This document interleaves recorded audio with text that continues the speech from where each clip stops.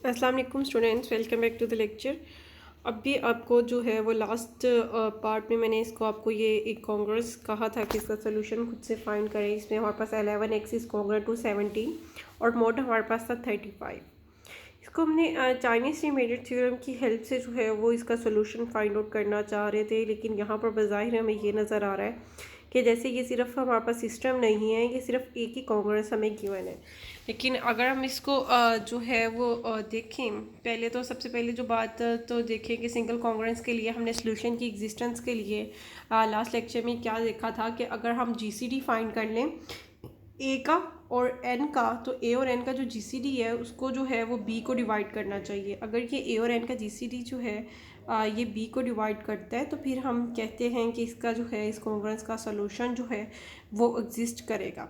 लेकिन यहाँ पर अब जो है वो ए और बी का जो ए और एन का जीसीडी 11 और 35 का अगर हम फाइंड करते हैं वो 1 आ रहा है और 1 17 को डिवाइड कर रहा है, तो इट मीन्स इस कांग्रेस का सोल्यूशन तो एग्जिस्ट करता है। अब अगली बात तो ये कि हम जो है और इसके कितने इनकॉन्ग्रेंट सोल्यूशन होंगे। जितना इसका जीसीडी होता है इसका 1 ही इनकॉन्ग्रेंट सोल्यूशन होगा।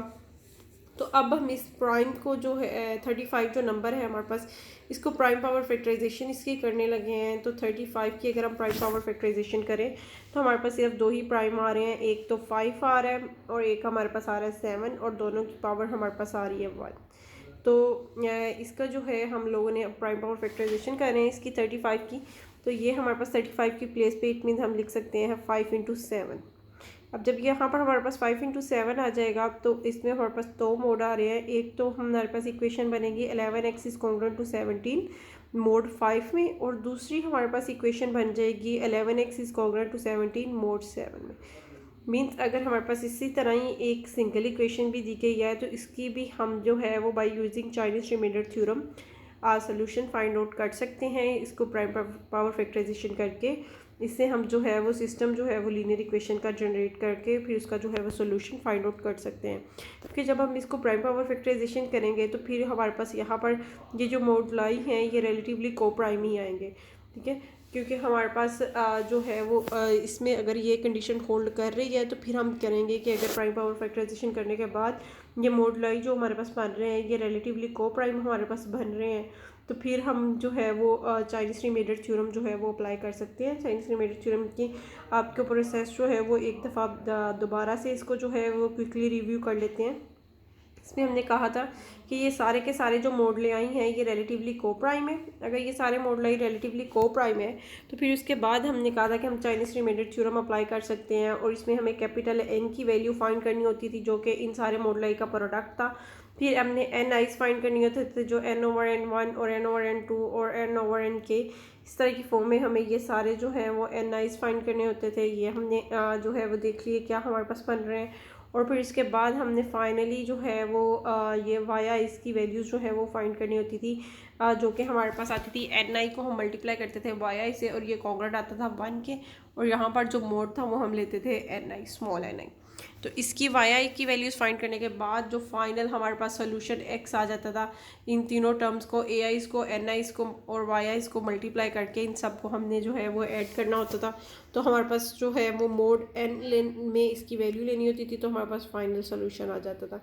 अब इसी मेथड को हम यहाँ पर अप्लाई करने जा रहे हैं। हमने जो है वो यहाँ से जो है हमें चाइनीज़ रिमेडिड थ्योरम अप्लाई करने के लिए हमने कहा था कि कोफिशिएंट हमें चाहिए 1 चाहिए होती हैं वेरिएबल के। तो यहाँ पर हम 17x है, 11x है, तो 11x की मोड 5 में जो है हम अगर वैल्यू फाइंड करें तो फिर ये हमारे पास बन जाएगा 1 रिमाइंडर बच जाएगा, क्योंकि 11 की मोड 5 में जो वैल्यू है वो हमारे पास आती है 1।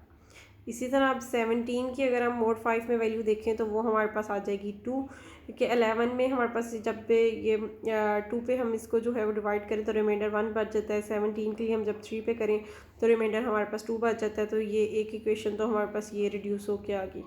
अब सेकंड वाली इक्वेशन को देखना है, यहाँ पर हमारे पास मोड 7 है और 11 की मोड 7 में वैल्यू 4 होती है, और 17 की अगर मोड 7 में हम वैल्यू देखें तो 7 2 14, तो रिमाइंडर हमारे पास बच जाएगा 3।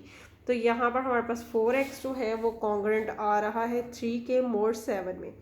अब हमें जो है वो कोफिशिएंट 1 चाहिए x का, तो अभी यहाँ इस इक्वेशन तक हमारे पास x का कोफिशिएंट जो है वो 1 नहीं बना, हमें एक्स का कोफिशिएंट जो है वो 1 बनाना है। तो इसके लिए हमें जो है 4 का मोड 7 में जो है वो इन्वर्स फाइंड आउट करना पड़ेगा कि 4 का हमारे पास जो है वो मोड 7 में क्या हमारे पास इन्वर्स आ रहा है। तो वहाँ से फिर हमें जो है ये जो हमारे पास वैल्यूज़ की आ जाएगी वो 1 आ जाएगी। तो फिर यहाँ जो हमारे पास इक्वेशन फाइनली यहाँ से बनी वो एक्स हमारे पास कॉन्ग्रुएंट आ गया है 6 के मोड 7 में। इसको आपने चेक भी कर लेना है कि ये हमारे पास जो है वो हमारे पास जो टर्म है वो हमारे पास यहाँ पर इसका 4 का इन्वर्स क्या बन रहा है, या बाय सब्स्टिट्यूशन भी आप चेक कर सकते हैं।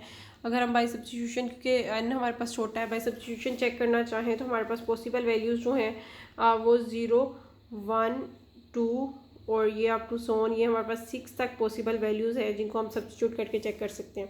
अब 1 बाय 1 इनको सब्स्टिट्यूट करके चेक कर लेते हैं। अगर हम 1 को पुट करते हैं तो 4 1 ज़ा 4 ही आ जाएगा, कोई इफेक्ट नहीं। लेकिन अगर हम 2 को पुट कर देते हैं तो 4 2 ज़ा हमारे पास क्या है 8, और 8 का रिमाइंडर मोड 7 में जो है वो 1 आ जाता है। तो 4 का इन्वर्स यहाँ पर हमारे पास मोड 7 में 2 बन जाएगा, क्योंकि इसको 2 के साथ अगर हम करते हैं तो हमारे पास वैल्यू जो है वो 1 के कॉन्ग्रुएंट ये आ रहा है 4 इंटू 4 मल्टीप्लाई बाई 2। ये हमारे पास मोड 7 में जो है वो कॉन्ग्रुएंट आ रहा है 1 के किसमें मोड 7 में, क्योंकि ये हमारे पास 8 बन जाता है और 8 हमारे पास 8 का रिमाइंडर जो है वो 1 आ जाता है। तो हमने दोनों साइड्स को 2 से मल्टीप्लाई कर दिया, 4 इंटू 2 जो ये तो हमारे पास 1 आ गया, और 3 इंटू 2 ये हमारे पास बन गया 6। तो यह हमारे पास जो है वो इसकी जो है वो इक्वेशन बन गई। अब भी हमने सिर्फ इक्वेशंस को जो है वो जनरल फॉर्म में रिड्यूस किए। अब इसके बाद जो है वो हम इसके सोल्यूशन की तरफ मूव करते हैं। ये 2 इक्वेशंस अब हमारे पास आ गई हैं। इनके जो है यहाँ पर a1 की वैल्यू हमारे पास 2 है, b1 की और a2 की वैल्यू जो है वो 6 है, n1 5 है और n2 जो है वो हमारा 7 है। अब यहाँ से सबसे पहला काम तो हमारा ये है कि हम इन दोनों को मल्टीप्लाई करके कैपिटल N की वैल्यू फाइंड कर लें। कैपिटल N की वैल्यू फाइंड करने के बाद हम N1 और N2 की वैल्यू जो हैं वो कैपिटल N1 और N2 की वैल्यू जो है वो स्मॉल n1 और N2 की हेल्प से जो है ये फाइंड आउट करेंगे। ये भी दोनों हमने वैल्यूज़ फाइंड कर ली। इससे अगला हमारा टारगेट होता है कि हम y1 और y2 की वैल्यू फाइंड कर लें। y1 की वैल्यू हम कैसे फाइंड करेंगे कि n1 into y1 is congruent to 1 और मोड हमारे पास आता है n1 का। यहाँ पर n1 की वैल्यू हमारे पास 7 आ रही है और y1 की तो हमें फाइंड करनी है, और ये कॉन्ग्रुएंट टू 1 मोड 5। तो इसको जब हम सिंप्लीफाई करेंगे तो ये हमारे पास बन जाएगा n1 हमारा क्या आ रहा था 7, और स्मॉल n1 जो था वो हमारा था 5 था, वो हमने 5 ले लिया। यहाँ पर कैपिटल N1। अब यहाँ पर भी हमने जो है हमें y1 का कोफिशिएंट जो है वो 1 चाहिए। तो 7 का हमने जो है वो मोड 5 में इन्वर्स देखना है कि 7 को अगर हम 3 से मल्टीप्लाई करते हैं तो 7 3 हमारे पास आता है 21, और 25 1 की अगर हम मोड 5 में वैल्यू देखना चाहें तो ये हमारे पास कॉन्ग्रुएंट आ जाएगा 1 मोड 5 के। तो इट मीन्स दोनों साइड्स को जो है वो 3 से मल्टीप्लाई कर देंगे तो ये 7 इंटू 3 जो है वो 21। यहाँ पर हमारे पास 1 बच गया, और इधर 1 से 3 मल्टीप्लाई होके ये हमारे पास आ गया y1 की वैल्यू 3 आ गई हमारे पास मोड 5 में। इसी तरह y2 की वैल्यू फाइंड कर लेनी है। n2 हमारे पास 5 था, और 7 में हमने जो है वो 5 का इन्वर्स जो है वो देखना है कि हमारे पास क्या बनता है 5 का इन्वर्स। 5 को अगर हम 3 से मल्टीप्लाई करते हैं तो हमारे पास आता है 15, और 15 का मोड 7 में जो है रिमाइंडर वो 1 बच जाता है। तो इट मीन्स 5 का इन्वर्स जो है वो हमारे पास 3 बन रहा है। तो यहाँ से हमारे पास y2 की वैल्यू जो है वो 3 आ गई मोड 7 में। तो फाइनली अब जो हमारे पास रिक्वायर्ड सोल्यूशन था वो हमने फाइंड आउट कर लेना है। जो रिक्वायर्ड सोल्यूशन हमारे पास आ रहा था वो हमारा था मोड 35 में हमारे पास रिक्वायर्ड सोल्यूशन था, क्योंकि कैपिटल N की वैल्यू हमारी 35 है। अपने a1 n1 y1 इन तीनों को मल्टीप्लाई करना है, a2 n2 और y2 इन तीनों को मल्टीप्लाई कर देना है, और मोड 35 में इसकी वैल्यू जो है वो फाइंड कर लेनी है। तो फाइनली हमारे पास जो सोल्यूशन है वो x is congruent to 27 mod 35, ये हमारे पास जो है वो फाइनल सोल्यूशन जो है वो इसका आ गया है जो हमें रिक्वायर्ड था। अब नेक्स्ट जो है हम एक प्रॉब्लम को डिस्कस करेंगे। ये हमारे पास एक प्रॉब्लम है, एक स्टेटमेंट गिवन है। इसको पहले हमने कांग्रेस की फॉर्म में कन्वर्ट करना है, और कांग्रेस की फॉर्म में कन्वर्ट करने के बाद फिर हमने जो है वो इसका जो है वो सोल्यूशन फाइंड आउट करना है। आप इसको खुद से करने की ट्राई करें पहले। कि स्टेटमेंट को नोट डाउन कर लें और इसको खुद से करने की जो है वो ट्राई करें कि इसको पहले कांग्रेस बनानी है और फिर आपके पास जब वो इक्वेशंस बन जाएंगी फिर अपने चाइनीज़ रिमाइंडर थ्योरम ही अप्लाई करके जो है वो इसका हमें सोल्यूशन जो है वो फाइंड आउट करना है कि क्या हमारे